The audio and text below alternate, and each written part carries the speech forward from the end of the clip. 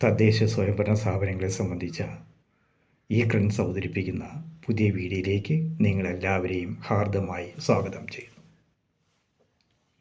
ഒരു രാജ്യത്തിൻ്റെ സാമൂഹ്യ വികസനത്തിനും സാമ്പത്തിക വികസനത്തിനും ദാരിദ്ര്യവും തൊഴിലില്ലായ്മ തുടങ്ങിയവ ഇല്ലാതാക്കുന്നതിനുമൊക്കെ തദ്ദേശ സ്വയംഭരണ സ്ഥാപനങ്ങൾ വഹിക്കുന്ന പങ്ക് വളരെ വലുതാണ്. അതുകൊണ്ട് തന്നെ ലോകത്തെ എല്ലാ രാജ്യങ്ങളിലും തദ്ദേശ സ്വയംഭരണ സ്ഥാപനങ്ങൾക്ക് ഇന്ന് പ്രാധാന്യം നൽകി വരുന്നു. വേദകാലം മുതൽ തന്നെ ഇന്ത്യയിൽ പഞ്ചായത്ത് രാജ് സംവിധാനം നിലനിന്നിരുന്നു. ബ്രിട്ടീഷുകാരുടെ കാലഘട്ടത്തിൽ അവർ അർഹമായ പ്രാധാന്യം നൽകാത്തതുകൊണ്ട് പഞ്ചായത്തുകളുടെ പ്രവർത്തനം ആശാവഹമായിരുന്നില്ല. അതുകൊണ്ട് തന്നെ സ്വാതന്ത്ര്യ സമര കാലഘട്ടങ്ങളിൽ ഏറ്റവും കൂടുതൽ സ്വാതന്ത്ര്യ സമര സേനാനികൾ ആവശ്യപ്പെട്ട ഒരു കാര്യമെന്ന് പറയുന്നത് പഞ്ചായത്തുകളുടെ ശാക്തീകരണമായിരുന്നു. അതിലേറ്റവും പ്രധാനപ്പെട്ടതായിരുന്നു മഹാത്മാഗാന്ധി. നമ്മുടെ രാഷ്ട്രപിതാവായ മഹാത്മാഗാന്ധിയുടെ അഭിപ്രായത്തിൽ പഞ്ചായത്തുകളായിരിക്കണം സ്വാതന്ത്ര്യത്തിൻ്റെ ഏറ്റവും അടിത്തട്ടിലെ ഒരു ഘടകമെന്ന് പറയുന്നത്. അതുമാത്രമല്ല, എല്ലാ അർത്ഥത്തിലും ഗ്രാമങ്ങൾ സ്വയം പര്യാപ്തമാകണം. ഗ്രാമങ്ങൾക്ക് ആവശ്യമായ വിഭവങ്ങൾ അവിടെ തന്നെ സ്വരൂപിക്കണം. അവിടുത്തെ വികസനം അവിടെ തന്നെ ആസൂത്രണം ചെയ്ത് നടപ്പിലാക്കണം. അരക്ഷിതാവസ്ഥയും ദാരിദ്ര്യവും നിരക്ഷരതയും ഇല്ലാത്ത ഒരു ഗ്രാമപഞ്ചായത്തുകളായിരിക്കണം ഭാരതത്തിന് ആവശ്യം എന്നുള്ള ഒരു കാഴ്ചപ്പാടായിരുന്നു മഹാത്മാഗാന്ധിക്ക് ഉണ്ടായിരുന്നത്. അപ്പോൾ സ്വാതന്ത്ര്യം കിട്ടിയതിന് ശേഷം ഒട്ടനവധി പ്രവർത്തനങ്ങൾ പഞ്ചായത്തുകളുടെ ശാക്തീകരണത്തിന് വേണ്ടി ഇന്ത്യ ഗവൺമെൻറ്റും സംസ്ഥാന ഗവൺമെൻറ്റും ചെയ്തിരുന്നു. പക്ഷേ അതൊന്നും ഫലപ്രദമാകാത്തത് കൊണ്ടാണ് 73-74 ഭരണഘടനാ ഭേദഗതികളിലൂടെ പഞ്ചായത്തുകൾക്ക് ഒരു പുതുജീവൻ നൽകുന്നതിന് വേണ്ടിയുള്ള പരിഷ്കാരങ്ങൾ നടപ്പിലാക്കിയത്. ആ പരിഷ്കാരങ്ങളുടെ ഭാഗമായി ആണ് ഇപ്പോൾ തദ്ദേശ സ്വയംഭരണ സ്ഥാപനങ്ങൾ കേരളം ഉൾപ്പെടെയുള്ള സംസ്ഥാനങ്ങളിൽ ഇന്ന് പ്രവർത്തിക്കുന്നത്. നമ്മുടെ പഞ്ചായത്ത് തിരഞ്ഞെടുപ്പ് വരുന്ന നവംബർ-ഡിസംബർ മാസങ്ങളിൽ നടക്കാൻ പോവുകയാണ്. ആ സമയത്ത് തദ്ദേശ സ്വയംഭരണ സ്ഥാപനങ്ങളെക്കുറിച്ചും അതിൻ്റെ അധികാരങ്ങളെക്കുറിച്ചും അതിൻ്റെ പ്രവർത്തന ശൈലിയെക്കുറിച്ചും വരുമാന മാർഗങ്ങളെക്കുറിച്ചും ഒരു സ്ഥാനാർത്ഥി തെരഞ്ഞെടുപ്പിൽ നിൽക്കണമെങ്കിൽ അദ്ദേഹത്തിന് ഉണ്ടാക്കുന്ന യോഗ്യതകളെക്കുറിച്ചുമൊക്കെ നിങ്ങളുമായി പങ്കുവയ്ക്കുക എന്നുള്ളതാണ് ഈ കണ്ടൻസ് ഞങ്ങളിവിടെ ആഗ്രഹിക്കുന്നത്. ഇന്ന് കേരളത്തിൽ തദ്ദേശ സ്വയംഭരണ വകുപ്പിൻ്റെ കീഴിൽ പ്രവർത്തിക്കുന്ന പ്രിൻസിപ്പൽ ഡയറക്ടറേറ്റാണ് പഞ്ചായത്തുകളുടെയും നഗരാസൂത്രണവും ഒക്കെ കൈകാര്യം ചെയ്യുന്നത്. അതുകൊണ്ട് തന്നെ പ്രിൻസിപ്പൽ ഡയറക്ടറേറ്റിൻ്റെ കീഴിൽ 5 പ്രധാന വിങ്ങുകളാണുള്ളത്. 1 പഞ്ചായത്ത്, 2 ഗ്രാമവികസനം, 3 നഗരകാര്യം, 4 തദ്ദേശ സ്വയംഭരണ എഞ്ചിനീയറിംഗ് വിഭാഗം, നഗര ഗ്രാമ ആസൂത്രണം തുടങ്ങിയ 5 വിങ്ങുകളാണ് ഇന്ന് പ്രവർത്തിക്കുന്നത്. കേരളത്തിലെ പഞ്ചായത്തുകളുടെയും ഇല്ലെങ്കിൽ തദ്ദേശ സ്വയംഭരണ സ്ഥാപനങ്ങളുടെ എണ്ണം നമ്മൾ നോക്കുകയാണെങ്കിൽ 1995 990 ഗ്രാമപഞ്ചായത്തുകളായിരുന്നു നമുക്കുണ്ടായിരുന്നത്. അത് 991 2000-ലും 2005 999 2010 978 2015 941 ഇപ്പോഴും 2025 941 ഗ്രാമപഞ്ചായത്തുകളാണ് ഇന്ന് നിലവിലുള്ളത്. ആ ബ്ലോക്ക് പഞ്ചായത്തുകളുടെ എണ്ണം നോക്കുകയാണെങ്കിൽ ഇപ്പോൾ 152 ബ്ലോക്ക് പഞ്ചായത്തുകളുണ്ട്. ജില്ലാ പഞ്ചായത്തുകൾ എല്ലാ ജില്ലയ്ക്കും ഒന്നായതുകൊണ്ട് തന്നെ 14 ജില്ലാ പഞ്ചായത്തുകളും 87 മുനിസിപ്പാലിറ്റികളും 6 മുനിസിപ്പൽ കോർപ്പറേഷനുമാണ് ഇപ്പോൾ 2025 നിലവിലുള്ളത്. അതിനെ സംബന്ധിച്ച് വ്യക്തമായ കണക്ക് ഞാനിവിടെ പവർ പോയിൻറ്റിൽ കൊടുത്തിട്ടുണ്ട്. 2025 പഞ്ചായത്തുകളുടെ ഞാൻ മുമ്പ് സൂചിപ്പിച്ച് 941 ഗ്രാമപഞ്ചായത്തുകളാണ് കേരളത്തിലുള്ളത്. അതിൽ 17,337 വാർഡുകളാണ് നിലവിലുള്ളത്. അതുപോലെ തന്നെ ബ്ലോക്ക് പഞ്ചായത്തിൽ 152 ഗ്രാമ ബ്ലോക്കുകളാണ് വികസന ബ്ലോക്കുകളാണ് നമുക്കുള്ളത്. അതിൽ 2,267 വാർഡുകളാണ് ഉള്ളത്. ജില്ലാ പഞ്ചായത്ത് 14 ജില്ലാ പഞ്ചായത്തുകളുള്ളത് 346 വാർഡുകളും മുനിസിപ്പാലിറ്റികളിൽ 3,240 വാർഡുകളും 6 കോർപ്പറേഷനുകൾ ഉള്ളതിൽ അതിൽ 4,421 വാർഡുകളുമാണ് നമുക്കുള്ളത്. അങ്ങനെ ആകെ നമ്മൾ നോക്കുകയാണെങ്കിൽ തദ്ദേശ സ്വയംഭരണ സ്ഥാപനങ്ങൾ 1200 തദ്ദേശ സ്വയംഭരണങ്ങളാണ് നമുക്കുള്ളത്. ആ 1200 തദ്ദേശ സ്വയംഭരണ സ്ഥാപനങ്ങളിലായി 23,611 വാർഡുകളാണ് നമുക്കുള്ളത്. ഇപ്പോൾ തിരഞ്ഞെടുപ്പ് നടക്കാൻ പോകുന്നത് 23,611 വാർഡുകളിലേക്കാണ് ഇപ്പോൾ തിരഞ്ഞെടുപ്പ് നടക്കുവാൻ പോകുന്നത്. നമ്മളിതിനകത്ത് ഓരോ ജില്ലയുടെ കാര്യം നമ്മൾ പരിശോധിക്കുകയാണെങ്കിൽ തിരുവനന്തപുരം ജില്ലയിൽ മൊത്തം 1838 വാർഡുകളാണുള്ളത്. അത് ഗ്രാമപഞ്ചായത്തുകൾ 73 ഗ്രാമപഞ്ചായത്തുകളുണ്ട്. അതിൽ 1386 വാർഡുകളാണ് ഉള്ളത്.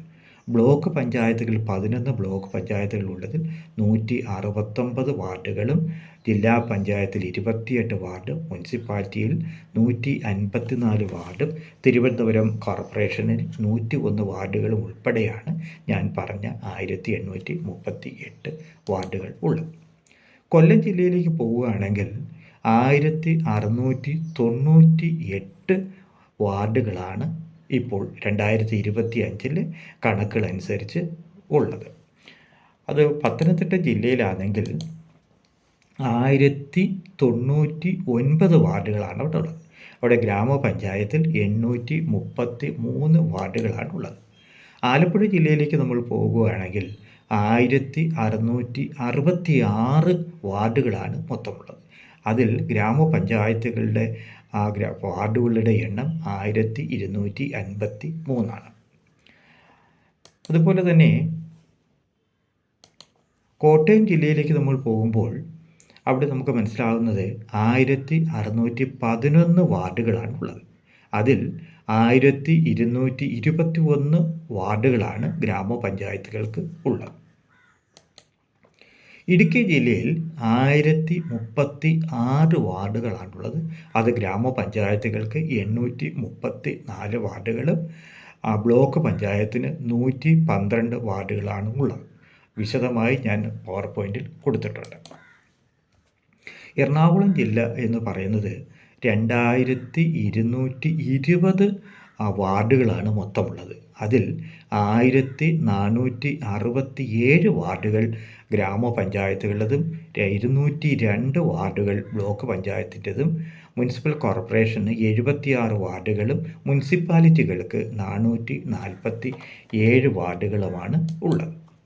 തൃശ്ശൂർ ജില്ലയിൽ മൊത്തം വാർഡുകളുടെ എണ്ണം 2204. അതിൽ 1601 വാർഡുകളാണ് ഗ്രാമപഞ്ചായത്തുകൾക്ക് ഉള്ളത്. ബ്ലോക്ക് പഞ്ചായത്തുകൾ 231 വാർഡുകളാണ് ഉള്ളത്. മുനിസിപ്പൽ കോർപ്പറേഷന് 56 വാർഡുകളുമാണ് ഉള്ളത്. അത് പാലക്കാട് ജില്ലയിലാണെങ്കിൽ 2116 വാർഡുകളാണ് അവിടെ ഉള്ളത്. അവിടെ 109 തദ്ദേശ സ്വയംഭരണ സ്ഥാപനങ്ങളാണ് ഉള്ളത്. അത് ഗ്രാമപഞ്ചായത്തുകൾക്ക് 1636 വാർഡുകളാണ് ഉള്ളത്. മലപ്പുറം ജില്ല നമുക്ക് എല്ലാവർക്കും അറിയാവുന്നതുപോലെ വലിയ ജില്ലയാണ്. അവിടെ 2789 വാർഡുകളാണ് നിലവിലുള്ളത്. അതിൽ ഗ്രാമപഞ്ചായത്തുകൾക്ക് മാത്രം 2001 വാർഡുകളാണ് ഉള്ളത്. ബ്ലോക്ക് പഞ്ചായത്തിന് 250 വാർഡുകളും ജില്ലാ പഞ്ചായത്തിന് 33 വാർഡുകളും മൊത്തമുള്ള 12 മുനിസിപ്പാലിറ്റികളിലായിട്ട് 505 വാർഡുകളുമാണ് മലപ്പുറം ജില്ലയിലുള്ളത്. കോഴിക്കോട് ജില്ലയിലാകട്ടെ 1903 വാർഡുകളാണ് നിലവിലുള്ളത്. അതിൽ 1341 വാർഡുകൾ ഗ്രാമപഞ്ചായത്തിൻ്റേത് മാത്രമാണ്. വയനാട് ജില്ലയിൽ ചെറിയ ജില്ലയാണ്. 629 വാർഡുകൾ മാത്രമേ ഉള്ളൂ. അവിടെ 450 വാർഡുകൾ ഗ്രാമപഞ്ചായത്തിൻ്റേതാണെങ്കിൽ 51 വാർഡുകൾ ബ്ലോക്ക് പഞ്ചായത്തിൻ്റേതും 103 വാർഡുകൾ മുനിസിപ്പാലിറ്റിയുടേതും 17 വാർഡുകൾ ബ്ലോക്ക് പഞ്ചായത്തിൻ്റേതുമാണ്. അവിടെ മുനിസിപ്പൽ കോർപ്പറേഷനുകൾ നിലവിലില്ല. കണ്ണൂർ ജില്ലയിൽ ആകെ 1847 വാർഡുകളാണുള്ളത്. അവിടെ 1271 വാർഡുകൾ ഗ്രാമപഞ്ചായത്തുകളുടേതാണെങ്കിൽ 162 വാർഡുകൾ ബ്ലോക്ക് പഞ്ചായത്തിൻ്റേതും 333 വാർഡുകൾ മുനിസിപ്പാലിറ്റിയുടേതും ആണ്. കാസർഗോഡ് ജില്ല ഏറ്റവും അവസാനത്തെ ജില്ലയാണ്. 955 വാർഡുകളാണ് ഉള്ളത്. അവിടെ തദ്ദേശ സ്വയംഭരണ സ്ഥാപനങ്ങളിൽ മൊത്തം 47 തദ്ദേശ സ്വയംഭരണ സ്ഥാപനങ്ങളാണുള്ളത്. അവിടെ ഗ്രാമപഞ്ചായത്തുകളുടെ എണ്ണം 725. അപ്പോൾ നമുക്കിനി നോക്കേണ്ടത് ഞാനീ പറഞ്ഞ വാർഡുകളിലെ 50% സംവരണമാണ്. അത് പട്ടികജാതി, പട്ടികവർഗ, വനിതകൾക്കായി വിവിധ തലങ്ങളിൽ അവർക്ക് റിസർവേഷൻ ചെയ്തു വച്ചിട്ടുണ്ട്. അത് ഗ്രാമപഞ്ചായത്തിലും ബ്ലോക്ക് പഞ്ചായത്തിലും ജില്ലാ പഞ്ചായത്തിലും മുനിസിപ്പാലിറ്റികളിലും മുനിസിപ്പൽ കോർപ്പറേഷനുകളിലും അംഗങ്ങളും അതുപോലെ തന്നെ കോർപ്പറേഷൻ ചെയർമാൻ അല്ലെങ്കിൽ ഗ്രാമപഞ്ചായത്ത് പ്രസിഡൻറ്റ് തുടങ്ങിയ പോസ്റ്റുകളിലെല്ലാം ഇത്തരം നമ്മൾ സംവരണം ചെയ്തിട്ടുണ്ട്. ആ സംവരണ തസ്തികകൾ തീരുമാനിക്കുന്നതിന് ലോട്ടറി മെത്തേഡാണ് ഉപയോഗിക്കുന്നത്. അതിന് പ്രത്യേക മാർഗനിർദ്ദേശങ്ങൾ സ്റ്റേറ്റ് ഇലക്ഷൻ കമ്മീഷൻ പുറപ്പെടുവിച്ചിട്ടുണ്ട്. ഇതിനകം തന്നെ സംസ്ഥാനത്തുള്ള എല്ലാ വാർഡുകളിലും സംവരണ വാർഡുകൾ തീരുമാനിക്കപ്പെട്ട് കഴിഞ്ഞു. ഇനി ഞാൻ പറയാൻ പോകുന്നത് ഈ തദ്ദേശ സ്വയംഭരണ സ്ഥാപനങ്ങളുടെ പ്രധാനമായ ചുമതലകൾ എന്താണ്, പ്രധാനപ്പെട്ട ജോലികൾ എന്തൊക്കെയാണ് എന്നുള്ളതാണ്. അതിനെ ഞാൻ പ്രധാനമായും 3ആയി തരംതിരിക്കുകയാണ്. ഒന്ന്, പഞ്ചായത്ത് രാജ് 94 കേരള പഞ്ചായത്ത് രാജ് ആക്ട് 994 പ്രകാരം ഉള്ള പഞ്ചായത്തിൻ്റെ അനിവാര്യ ചുമതലകളാണ് ഞാനിവിടെ പറയുന്നത്. മൊത്തം 27 അനിവാര്യ ചുമതലകളാണ് പഞ്ചായത്ത് രാജ് ആക്ട് 994 നൽകിയിരിക്കുന്നത്. അതിനകത്ത് കെട്ടിട നിർമ്മാണം നിയന്ത്രിക്കുക, പൊതുസ്ഥലങ്ങളുടെ കയ്യേറ്റം സൂക്ഷിക്കുക, പരമ്പരാഗത കുടിവെള്ള സ്രോതസ്സുകൾ സംരക്ഷിക്കുക, കുളങ്ങളും മറ്റ് ജലസംരക്ഷണകളും സംരക്ഷിക്കുക, അതുപോലെ ഗ്രാമപഞ്ചായത്തിൻ്റെ ചുമതലയുള്ള ജലമാർഗ്ഗങ്ങളും കനാലുകളും പരിരക്ഷിക്കുക, ഖരമാലിന്യങ്ങൾ ശേഖരിക്കുകയും കൈയ്യഴുകുകയും ചെയ്യുക, അതുപോലെ തന്നെ പേമാരി മൂലം ഉണ്ടാകുന്ന വെള്ളം ഒഴുക്കിക്കളയുക, അതുപോലെ തന്നെ പരിസ്ഥിതി ആരോഗ്യ പ്രവർത്തനങ്ങൾ സംരക്ഷിക്കുക, പൊതു മാർക്കറ്റുകൾ പരിപാലിക്കുക, അതുപോലെ തന്നെ സാംക്രമിക രോഗവാഹികളെ നിയന്ത്രിക്കുക, മൃഗങ്ങളുടെ കശാപ്പ്, മാംസം, മത്സ്യം എന്നിവ കേടുവരാതെ മറ്റു ഭക്ഷ്യവസ്തുക്കൾ എന്നിവയുടെ വിൽപ്പനയെ നിയന്ത്രിക്കുകയും സംരക്ഷിക്കുകയും ചെയ്യുക, ഭക്ഷണശാലകളെ നിയന്ത്രിക്കുക, ഭക്ഷണത്തിൽ മായം ചേർക്കുന്നത് തടയുക, റോഡുകളും മറ്റ് പൊതുമുതലുകളും സംരക്ഷിക്കുക, തെരുവ് വിളക്കുകൾ കത്തിക്കുക, അതുപോലെ തന്നെ രോഗപ്രതിരോധ നടപടികൾ സ്വീകരിക്കുക, രോഗപ്രതിരോധത്തിലും നിയന്ത്രണത്തിനും ആവശ്യമായ ദേശീയതലത്തിലും സംസ്ഥാനത്തിനുമുള്ള തന്ത്രങ്ങളും പരിപാടികളും ഫലപ്രദമായി തദ്ദേശ സ്വയംഭരണ സ്ഥാപനങ്ങളിൽ നടപ്പിലാക്കുക, അതുപോലെ തന്നെ ശവപ്പറമ്പുകളും ശ്മശാനങ്ങളും സ്ഥാപിക്കുകയും അതിൻ്റെ സംരക്ഷണം ഏറ്റെടുക്കുകയും ചെയ്യുക, ജനനവും മരണവും, അത് വളരെ പ്രധാനപ്പെട്ട ഒരു കർത്തവ്യമാണ്, ജനനവും മരണവും രജിസ്റ്റർ ചെയ്യുക, അതുപോലെ തന്നെ കുളിക്കടവുകൾ, ഇപ്പോൾ കുളിക്കടവുകളുടെ എണ്ണം വളരെ കുറവാണ്, എന്നാലും കുളിക്കടവുകളും അലക്ക് കടവുകളും സ്ഥാപിക്കുക, യാത്രക്കാർക്കായി വെയിറ്റിംഗ് ഷെഡ് നിർമ്മിക്കുക, മേളകളും, അതായത് പലതരത്തിൽ യുവജന മേളകൾ നമ്മൾ നടത്താറുണ്ട്, അതുപോലെ മേളകളും ഉത്സവങ്ങളും നടത്തിക്കുക തുടങ്ങിയവയാണ് അനിവാര്യമായ ചിലവുകളെന്ന് സൂചിപ്പിക്കുന്നത്. മുമ്പ് ഞാൻ സൂചിപ്പിച്ചതുപോലെ 27 അനിവാര്യ ചുമതലകളാണ് തദ്ദേശ സ്വയംഭരണ പ്രത്യേകിച്ചും ഗ്രാമപഞ്ചായത്തുകൾക്കായി നിർവഹിക്കുവാനുള്ളത്. ഞാനത് പൊതുവായ ചുമതലകളെന്ന ക്ലാസിഫിക്കേഷനിൽ മറ്റ് ചില കാര്യങ്ങൾ ഞാൻ പറയാം. ആവശ്യ സ്ഥിതി വിവര കണക്കുകൾ ശേഖരിക്കുകയും അത് പരിപാലിക്കുകയും അത് പിൽക്കാലത്ത് ഉപയോഗത്തിലേക്ക് വേണ്ടി മാറ്റിവെക്കുക, സ്വാശ്രയ സംഘങ്ങളെ സംഘടിപ്പിക്കുക, അല്ലെങ്കിൽ കുടുംബശ്രീ പോലുള്ള സ്വാശ്രയ സംഘങ്ങളെ നിർമ്മിക്കുക, അതുപോലെ മിതവ്യയം സേവിങ് ഹാബിറ്റ് അല്ലെങ്കിൽ ത്രിഫ്റ്റ് ഹാബിറ്റ് ഒക്കെ നമ്മൾ പറയും, അതിനെ പ്രോത്സാഹിപ്പിക്കുക, മദ്യപാനം, മയക്കുമരുന്നുള്ള ഉപയോഗം തുടങ്ങിയവ നിരുത്സാഹപ്പെടുത്തുകയും അതിന് എല്ലാവിധത്തിലും ഉള്ള നിയന്ത്രണങ്ങൾ ഏർപ്പെടുത്തുക, വികസനത്തിൻ്റെ എല്ലാ ഘട്ടങ്ങളിലും ജനകീയ പങ്കാളിത്തം ഇല്ലെങ്കിൽ ജനകീയ ആസൂത്രണം പോലുള്ള പ്രവർത്തനങ്ങൾ നടപ്പിലാക്കുക, അതുപോലെ തന്നെ പ്രകൃതിക്ഷോഭങ്ങൾ ഉണ്ടാകുമ്പോൾ ദുരിതാശ്വാസ പ്രവർത്തനങ്ങൾക്ക് നേതൃത്വം കൊടുക്കുക, അതുപോലെ പരിസ്ഥിതിയെ സംബന്ധിച്ച് വളരെ ബോധവൽക്കരണം, നമുക്കറിയാം പരിസ്ഥിതി സംരക്ഷണം ഇന്ന് കാലഘട്ടത്തിൻ്റെ ഒരു ആവശ്യമാണ്. അതുപോലെ തന്നെ ആഗോളതലത്തിൽ തന്നെ നമ്മൾ പരിസ്ഥിതി സംരക്ഷണത്തിന് വേറെ പ്രാധാന്യം കൊടുത്തുകൊണ്ടിരിക്കുകയാണ്. അതുകൊണ്ട് തന്നെ പരിസ്ഥിതി സംബന്ധിച്ച് ആവശ്യമായ പ്രവർത്തനങ്ങൾ സംഘടിപ്പിക്കുക, ബോധവൽക്കരണം നടത്തുക, അതുപോലെ സഹകരണ മേഖലയുടെ പ്രവർത്തനത്തിന് വേണ്ടി നിരവധി പ്രവർത്തനങ്ങൾ സംഘടിപ്പിക്കുക, സാമുദായിക ഐക്യം പരിപോഷിപ്പിക്കുക, വികസന പ്രവർത്തനങ്ങൾക്ക് ആവശ്യമായ ഭൂമി സൗജന്യമായി വിട്ടുകൊടുക്കുക, ദുർബല വിഭാഗങ്ങൾക്ക് ആവശ്യമായ നിയമബോധവൽക്കരണ പ്രവർത്തനങ്ങൾ കൊടുക്കുക തുടങ്ങിയ നിരവധി പ്രവർത്തനങ്ങളാണ് പൊതുവേ ഉള്ള ഒരു കാഴ്ചപ്പാടിൽ പൊതുവായിട്ടുള്ള കർത്തവ്യങ്ങളിലും അനിവാര്യ കർത്തവ്യങ്ങളിലുമായിട്ട് ഉള്ളത്. ഞാനിനി പറയാൻ പോകുന്നത് ഇപ്പോഴത്തെ ഈ പ്രാദേശിക ഭരണത്തിൻ്റെ ഘടനയാണ് പറയുന്നത്.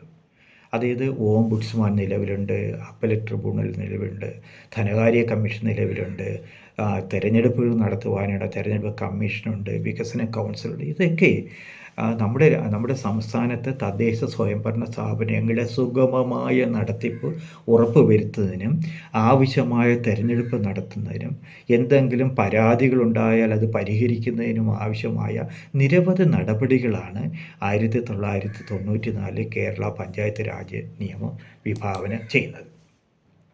അത് പഞ്ചായത്തിലേക്ക് നമ്മൾ വരുമ്പോൾ പഞ്ചായത്ത് സെക്രട്ടറിയാണ് തദ്ദേശ സ്വയംഭരണ സ്ഥാപനങ്ങളിലെ അല്ലെങ്കിൽ ഗ്രാമപഞ്ചായത്തുകളിലെ തലവനെന്ന് പറയുന്നത്. അതുപോലെ തിരഞ്ഞെടുക്കപ്പെട്ട ജനപ്രതിനിധികളുടെ ഹെഡ് എന്ന് പറയുന്നത് പ്രസിഡൻ്റാണ്. പ്രസിഡൻ്റുണ്ട്, വൈസ് പ്രസിഡൻ്റുണ്ട്, 4 വികസന സ്റ്റാൻഡിംഗ് കമ്മിറ്റികളുണ്ട്. ഇവരുടെ നേതൃത്വത്തിലായിരിക്കും തിരഞ്ഞെടുക്കപ്പെട്ട ജനപ്രതിനിധികളുടെ നിയന്ത്രണം ഉണ്ടായിരിക്കുന്നത്. അതുപോലെ തന്നെ പഞ്ചായത്ത് പ്രവർത്തിക്കുന്ന കൃഷിഭവനുകൾ, മൃഗാശുപത്രിയിലെ ഡോക്ടർമാർ, പ്രവർത്തകർ, ആരോഗ്യ പ്രവർത്തകർ, വില്ലേജ് ഗ്രാമവികസന വകുപ്പിൽ പ്രവർത്തിച്ചു കൊണ്ടിരുന്ന വില്ലേജ് എക്സ്റ്റൻഷൻ ഓഫീസർമാർ, അതുപോലെ ICDS സൂപ്പർവൈസർമാർ, അതുപോലെ വിദ്യാഭ്യാസവുമായി ബന്ധപ്പെട്ട തുടങ്ങിയവരെല്ലാം ഈ പഞ്ചായത്തിൻ്റെ പ്രവർത്തനങ്ങളിൽ പങ്കാളികളായിരിക്കുകയും ചെയ്യും. ഏത് പ്രവർത്തനത്തിൽ ഞാൻ ഈ പറഞ്ഞ കൃഷിഭവൻ്റെ കാര്യത്തിലായാലും ശരി, മൃഗസംരക്ഷണ വകുപ്പിൻ്റെ കാര്യത്തിലായാലും ശരി, സ്കൂളുകളുടെ കാര്യത്തിലായാലും ഒക്കെ പഞ്ചായത്തുകൾക്ക് പ്രവർത്തിക്കുവാനുള്ള അധികാരമുണ്ട്. അവിടെ അധികാരത്തിൽ പെടുന്ന കാര്യമാണ്. ഞാൻ മുമ്പ് പറഞ്ഞതുപോലെ പഞ്ചായത്ത് പ്രധാനമായും 4 സ്റ്റാൻഡിംഗ് കമ്മിറ്റികളാണ് നിലവിലുള്ളത്. അതിനെ ഞാൻ ധനകാര്യ സ്റ്റാൻഡിംഗ് കമ്മിറ്റി, അതുപോലെ തന്നെ വികസന സ്റ്റാൻഡിംഗ് കമ്മിറ്റി, ക്ഷേമകാര്യ സ്റ്റാൻഡിംഗ് കമ്മിറ്റി, ആരോഗ്യവും വിദ്യാഭ്യാസവും, അങ്ങനെയുള്ള 4 സ്റ്റാൻഡിംഗ് കമ്മിറ്റികളാണ് പഞ്ചായത്തിൽ അല്ലെങ്കിൽ ഗ്രാമപഞ്ചായത്തുകൾ ഉള്ളത്. ഈ പഞ്ചായത്തുകൾക്ക് ഈ സ്റ്റാൻഡിംഗ് കമ്മിറ്റികൾക്ക് ഓരോ ചെയർമാന്മാരും ഉണ്ടാകും. ഓരോ സ്റ്റാൻഡിംഗ് കമ്മിറ്റികൾ നിർവഹിക്കേണ്ട ഉത്തരവാദിത്തങ്ങൾ ഞാനിവിടെ കൊടുത്തിട്ടുണ്ട്. ഉദാഹരണമായി ധനകാര്യ സ്റ്റാൻഡിംഗ് കമ്മിറ്റിയാണ് ചെയ്യേണ്ടതെന്ന് പറഞ്ഞു കഴിഞ്ഞാൽ പഞ്ചായത്തുകളിലെ ധനകാര്യ ഹെൽത്ത് അല്ലെങ്കിൽ അതിന് ആവശ്യമായ പ്രവർത്തനങ്ങൾ സംഘടിപ്പിക്കുക എന്നുള്ളതാണ്. അതായത് പഞ്ചായത്തിന് നൽകിയിരിക്കുന്ന നിരവധി ധനകാര്യ മാർഗങ്ങളുണ്ട്, അല്ലെങ്കിൽ നികുതിയേതര വരുമാന മാർഗങ്ങളുണ്ട്, ധനാഗമന മാർഗങ്ങൾ ധാരാളം. അതൊക്കെ പൂർണ്ണമായും പിരിച്ചെടുത്ത് പൂർണ്ണമായ ഒരു ധനകാര്യ മാനേജ്മെൻറ്റ് നടപ്പിലാക്കുക എന്നുള്ളതാണ് ധനകാര്യ സ്റ്റാൻഡിംഗ് കമ്മിറ്റിയുടെ പ്രധാനമായ കർത്തവ്യങ്ങളിൽ ഒന്ന്. അത് വികസന പ്രവർത്തനങ്ങൾ സംഘടിപ്പിക്കുക, പലതരത്തിലുള്ള വികസന ആസൂത്രണം പോലുള്ള വികസന പ്രവർത്തനങ്ങൾ സംഘടിപ്പിക്കുക, അതായത് പ്ലാനിങ് അടിത്തട്ടിൽ നിന്നും പൊതുജനങ്ങളെ പങ്കാളിപ്പിക്കുന്നതിന് ആവശ്യമായ നിരവധി നടപടികൾ നടത്തുക. അതുപോലെ തന്നെ ക്ഷീരവികസനം, ചെറുകിട ജലസേചനം, മത്സ്യബന്ധനം, പട്ടികജാതി പട്ടികവർഗ വികസനം, പാർപ്പിട സൗകര്യം, കെട്ടിട നിർമ്മാണം തുടങ്ങിയ വികസന പ്രവർത്തനങ്ങൾക്ക് ചുക്കാൻ പിടിക്കുക എന്നുള്ളതാണ് വികസന സ്റ്റാൻഡിംഗ് കമ്മിറ്റിയുടെ പ്രധാനപ്പെട്ട ജോലികളിൽ ഒന്ന്. അതിന് ക്ഷേമകാര്യ പ്രവർത്തനം വാക്ക് കേൾക്കുമ്പോൾ തന്നെ പല തരത്തിലുള്ള ക്ഷേമകാര്യ പ്രവർത്തനങ്ങൾ നടത്തുക. നമ്മുടെ സമൂഹത്തിൽ ഇന്ന് ധാരാളം പ്രയാസങ്ങൾ നേരിടുന്ന പട്ടികജാതി പട്ടികവർഗങ്ങളായാലും ശരി, ശിശുക്കളായാലും ശരി, സ്ത്രീകളായാലും ശരി, സാമൂഹ്യ സുരക്ഷാ പ്രവർത്തനങ്ങൾ, ചേരി പ്രവർത്തനങ്ങൾ തുടങ്ങിയ പ്രവർത്തനങ്ങൾ, വിവിധ ക്ഷേമ പ്രവർത്തനങ്ങൾ നേതൃത്വത്തിൽ നടത്തുക എന്നുള്ളതാണ് ക്ഷേമകാര്യ സ്റ്റാൻഡിംഗ് കമ്മിറ്റിയുടെ പ്രധാന ജോലികൾ. അതുപോലെ തന്നെ ആരോഗ്യവും വിദ്യാഭ്യാസവും എന്ന് പറയുന്നത് ഞാൻ പറയാതെ തന്നെ നിങ്ങൾക്കറിയാം. ആരോഗ്യവും വിദ്യാഭ്യാസവുമാണ് ഒരു പഞ്ചായത്ത് നിർവഹിക്കേണ്ട പ്രധാനപ്പെട്ട ചുമതലകളിൽ ഒന്ന്. അവിടെ വിദ്യാഭ്യാസ പ്രവർത്തനങ്ങൾ പഞ്ചായത്തുകളുടെ അധീനതയിലാണ്. ലോവർ പ്രൈമറി സ്കൂളുകൾ, അപ്പർ പ്രൈമറി സ്കൂളുകൾ വരെ അവിടെ ലോവർ പ്രൈമറി സ്കൂൾ അവരുടെ കൈവശമാണ്. അപ്പോൾ അവിടെ ആവശ്യമായ വിവിധ പ്രവർത്തനങ്ങൾ, അതായത് വിദ്യാർത്ഥികൾ ആവശ്യമായ സ്കൂൾ യൂണിഫോം ലഭ്യമാക്കുന്നതിനായാലും ശരി, ആഹാര സാധനങ്ങൾ ലഭ്യമാക്കുന്നതിനായാലും ശരി, പലതരത്തിലുള്ള ക്ഷേമ പ്രവർത്തനങ്ങൾ നടത്തുന്നതിനായാലും ശരി, ആരോഗ്യ വിദ്യാഭ്യാസ ക്ഷേമ സ്റ്റാൻഡിംഗ് കമ്മിറ്റികളാണ് ചെയ്യേണ്ടത്. ഞാനിനി പറയാൻ പോകുന്നത് ഈ തെരഞ്ഞെടുപ്പിൽ ജനപ്രതിനിധികളാകുന്നത് എങ്ങനെ, അത് അവരുടെ യോഗ്യതകൾ എന്തൊക്കെയാണ്, അത് കഴിഞ്ഞതിന് ശേഷം ഞാൻ പറയാൻ പോകുന്നത് അയോഗ്യതകൾ എന്തൊക്കെയാണ്. യോഗ്യതകൾ അല്ലെങ്കിൽ നമുക്ക് ഒരു പഞ്ചായത്ത് തിരഞ്ഞെടുപ്പ് നടക്കാൻ പോവുകയാണ്. ഞാനിപ്പോൾ പറഞ്ഞതുപോലെ 2025 നവംബർ, ഡിസംബർ മാസങ്ങളിലെ തദ്ദേശ സ്വയംഭരണ സ്ഥാപനങ്ങൾ നടക്കാൻ പോവുകയാണ്. അപ്പോൾ ഇവിടെ ഒരു വ്യക്തിക്ക് തദ്ദേശ സ്വയംഭരണ സ്ഥാപനത്തിൽ പങ്കാളികളാണെങ്കിൽ തിരഞ്ഞെടുപ്പിൽ നിൽക്കണമെങ്കിൽ പ്രധാനമായും ഉള്ള യോഗ്യതകളെന്ന് പറയുന്നത്, ഒന്ന്, ആ പഞ്ചായത്തിൽ ഏതെങ്കിലും ഒരു നിയോജക മണ്ഡലത്തിലെ വോട്ടർ പട്ടികയിൽ പേര് ഉണ്ടായിരിക്കണം. അത് അദ്ദേഹം നിൽക്കുന്ന വാർഡിൽ തന്നെ ആകണമെന്നില്ല. ആ പഞ്ചായത്തിൻ്റെ വോട്ടർ പട്ടികയിൽ അദ്ദേഹം ഏതെങ്കിലും ഒരു നിയോജക മണ്ഡലത്തിലെ വോട്ടർ പട്ടികയിൽ അദ്ദേഹത്തിൻ്റെ പേര് ഉണ്ടായിരിക്കണം. 2, നോമിനേഷൻ സമർപ്പിക്കുന്ന തീയതിയിൽ ഈ സ്ഥാനാർത്ഥിക്ക് 21 വയസ്സ് പൂർത്തിയായിരിക്കണം. 3, സംവരണ മണ്ഡലങ്ങൾ, അതായത് പട്ടികജാതി, പട്ടികവർഗ, സ്ത്രീ സംവരണ വാർഡുകളുണ്ട്. ഞാൻ മുമ്പ് പറഞ്ഞതിന് മുമ്പ് നമ്മൾ തിരഞ്ഞെടുക്കപ്പെട്ടത് ഇന്ന വാർഡുകളിലാണ് വാർഡുകളാണ് വനിതാ സംവരണം അല്ലെങ്കിൽ പട്ടികജാതി സംവരണം നമ്മൾ മുൻകൂട്ടി തീരുമാനിക്കപ്പെട്ടതാണ്. അപ്പോൾ അവിടെ അപേക്ഷ കൊടുക്കണമെങ്കിൽ ആ വിഭാഗത്തിൽപ്പെട്ടവരായിരിക്കണം. ഉദാഹരണമായി പട്ടികജാതിക്കാർക്കായി സംവരണം ചെയ്തിരിക്കുന്ന മണ്ഡലത്തിൽ പട്ടികജാതി വിഭാഗത്തിൽപ്പെടുന്ന ആൾക്കാർക്ക് മാത്രമേ അവിടെ തിരഞ്ഞെടുപ്പിൽ നിൽക്കുവാൻ അവകാശമുള്ളൂ. അതുപോലെ തന്നെ സ്ത്രീ 50% കൂടുതൽ നമ്മൾ സ്ത്രീ സംവരണം നടത്തിയിട്ടുണ്ട്. അപ്പോൾ ആ സ്ത്രീ സംവരണം ചെയ്തിരിക്കുന്ന വാർഡുകളിൽ തിരഞ്ഞെടുപ്പിൽ നിൽക്കണമെങ്കിൽ അത് സ്ത്രീകൾ തന്നെ ആയിരിക്കണം. ഇതാണ് സംവരണ മണ്ഡലത്തിനെ സംബന്ധിച്ച് ഒരു പ്രത്യേകം. അതുപോലെ തന്നെ ഈ പഞ്ചായത്ത് രാജ് ആക്ട് 1994 കേരള പഞ്ചായത്ത് രാജ് നിയമം അനുസരിച്ച് ഏതെങ്കിലും നിയമപ്രകാരം അയോഗ്യനായിട്ടുണ്ട് എങ്കിൽ ഈ തെരഞ്ഞെടുപ്പിൽ പങ്കെടുക്കുവാൻ പാടില്ല. അതുകൊണ്ട് തന്നെ അയോഗ്യൻ ആകുന്നില്ലെങ്കിൽ അയോഗ്യനാകുന്ന കാരണങ്ങൾ എന്തൊക്കെയാണെന്നാണ് ഞാനിനി പറയാൻ പോകുന്നത്. അതായത് അയോഗ്യതയ്ക്ക് എന്തൊക്കെയാണ് കാരണങ്ങൾ ഉണ്ടാകുന്നത്? 1, അംഗമായി തിരഞ്ഞെടുക്കുന്നതിന് അംഗമായി തുടരുന്നതിന് താഴെ സാഹചര്യങ്ങളിൽ അയോഗ്യനായിരിക്കുന്നതാണ്. അതായത് പഞ്ചായത്ത് രാജിൻ്റെ 34 ആക്ട് പ്രകാരമാണ് ഞാനീ പറയുന്നത്. വിശദമായി പഞ്ചായത്ത് രാജ് ആക്ടിൽ ബുക്കിൽ നിലവിലുണ്ട്. എന്നാലും വളരെ സമയക്കുറവ് കാരണം വളരെ കുറച്ച് കാര്യങ്ങൾ മാത്രം നിങ്ങളുമായി പങ്കുവയ്ക്കുവാനാണ് ഞാനിവിടെ ആഗ്രഹിക്കുന്നത്. 1, നിയമസഭയിലേക്കുള്ള തിരഞ്ഞെടുപ്പിൻ്റെ ആവശ്യങ്ങൾക്ക് തത്സമയം പ്രാബല്യത്തിലുള്ള ഏതെങ്കിലും നിയമത്തിൻ്റെ കീഴിലോ അയാൾ അപ്രകാരം അയോഗ്യനായി പ്രഖ്യാപിച്ചിട്ടുണ്ട് എങ്കിൽ തദ്ദേശ സ്വയംഭരണ സ്ഥാപനങ്ങളിലെ തിരഞ്ഞെടുപ്പിലും അദ്ദേഹത്തിന് പങ്കെടുക്കുവാൻ പാടില്ല. അതുപോലെ തന്നെ പട്ടികജാതി പട്ടികവർഗക്കാർ മുമ്പ് പറഞ്ഞതാണ്, സംവരണം ചെയ്തിട്ടുള്ള സീറ്റുകൾ അവർക്ക് മാത്രമേ അധികാരമുള്ളൂ. അവിടെ ഏതെങ്കിലും കാരണവശാൽ വ്യാജ സർട്ടിഫിക്കറ്റ് അല്ലെങ്കിൽ കള്ള സർട്ടിഫിക്കറ്റ് പ്രൊഡ്യൂസ് ചെയ്ത് അത് അവിടെ സമർപ്പിച്ച് ഒരു തിരഞ്ഞെടുപ്പിൽ നിൽക്കുവാൻ ശ്രമിക്കപ്പെട്ടാൽ അവരെ നമ്മൾ അയോഗ്യരായി പ്രഖ്യാപിക്കുന്നതാണ്. അതുപോലെ തന്നെ ഏതെങ്കിലും ഒരു കോടതിയിലോ ഏതെങ്കിലും ഒരു ട്രിബ്യൂണലിലോ ഏതെങ്കിലും കാരണം കൊണ്ട് 3 മാസത്തിൽ കുറയാതെ ഒരു കാലഘട്ടത്തിലേക്ക് തടവ് ശിക്ഷ വിധിച്ചിട്ടുണ്ട് എങ്കിൽ അദ്ദേഹം അയോഗ്യനായിരിക്കും. അതുപോലെ തന്നെ സ്ഥിരബുദ്ധിയില്ലാത്ത ആൾ, അതുപോലെ തന്നെ വിദേശ രാഷ്ട്രത്തിൻ്റെ പൗരത്വം സ്വമേധയാ ആർജിച്ചിരുന്നുവെങ്കിൽ അദ്ദേഹത്തെ നമുക്ക് പഞ്ചായത്തിൽ നമുക്ക് തിരഞ്ഞെടുപ്പിൽ പങ്കെടുക്കാൻ കഴിയത്തില്ല. അതുപോലെ തന്നെ നിർധനനായി വിധിക്കപ്പെട്ടിട്ടുള്ള ഒരു അപേക്ഷകനായിരിക്കുകയോ അല്ലെങ്കിൽ അത്തരത്തിൽ നിർധനനായി പ്രഖ്യാപിക്കുകയോ ചെയ്തിട്ടുണ്ടോ എങ്കിൽ അദ്ദേഹത്തിന് ആ തിരഞ്ഞെടുപ്പിൽ പങ്കെടുക്കുവാൻ അർഹത ഉണ്ടായിരിക്കത്തില്ല. അതുപോലെ തന്നെ സർക്കാരിന് വേണ്ടിയോ അഥവാ ബന്ധപ്പെട്ട പഞ്ചായത്തിന് വേണ്ടി പ്രതിഫലം പറ്റുന്ന ഒരു അഭിഭാഷകനായി ജോലി ഏർപ്പെട്ടിരിക്കുന്നു എങ്കിൽ അദ്ദേഹത്തിന് ഇതിന് പങ്കെടുക്കാൻ പാടില്ല. അതുപോലെ തന്നെ നേരത്തെ ഒരു അംഗമായിരിക്കും തൻ്റെ ഉദ്യോഗ കാലാവധി പുതിയ തെരഞ്ഞെടുപ്പ് പ്രാബല്യത്തിൽ വരുന്നതിന് മുമ്പ് അവസാനിപ്പിക്കാതിരിക്കുകയും അല്ലെങ്കിൽ നേരത്തെ തന്നെ അംഗമായി തിരഞ്ഞെടുക്കപ്പെടുകയോ അഥവാ ഉദ്യോഗ കാലം ഇനിയും ആരംഭിക്കാതിരിക്കുകയും ചെയ്യും. അങ്ങനെ ഉള്ള നിരവധി, ഞാൻ ബാക്കിയൊന്നും വായിക്കുന്നില്ല, അങ്ങനെ നിരവധി കാരണങ്ങൾ കൊണ്ടാണ് ഒരു വ്യക്തിയെ അയോഗ്യനായി പ്രഖ്യാപിക്കുന്നത്. അതുപോലെ തന്നെ അഡ്വക്കേറ്റോ വക്കീലോ പ്രാക്ടീസ് ചെയ്ത് വിലക്കപ്പെട്ടിരിക്കുന്നു, ഒരു ബധിരൻ മൂകനാണെങ്കിൽ അല്ലെങ്കിൽ അങ്ങനെയുള്ള ഞാൻ വിശദമായി ഇവിടെ കൊടുത്തിട്ടുണ്ട്. അത് സമയക്കുറവ് കാരണം ഞാനത് എല്ലാം വായിക്കുന്നില്ല. ഞാനിനി പറയാൻ പോകുന്നത് ഒരു തദ്ദേശ സ്വയംഭരണ സ്ഥാപനം, അത് ഗ്രാമപഞ്ചായത്ത് ആവട്ടെ, മുനിസിപ്പാലിറ്റി ആവട്ടെ, അല്ലെങ്കിൽ മുനിസിപ്പൽ കോർപ്പറേഷൻ ആവട്ടെ, അവിടുത്തെ പ്രവർത്തന വിജയത്തിന് പ്രധാനമായും 3 കാര്യങ്ങൾ നമുക്ക് വേണം. ഒന്ന്, അതിനാവശ്യമായ വിഭവങ്ങൾ നമുക്ക് വേണം, റിസോഴ്സസ്.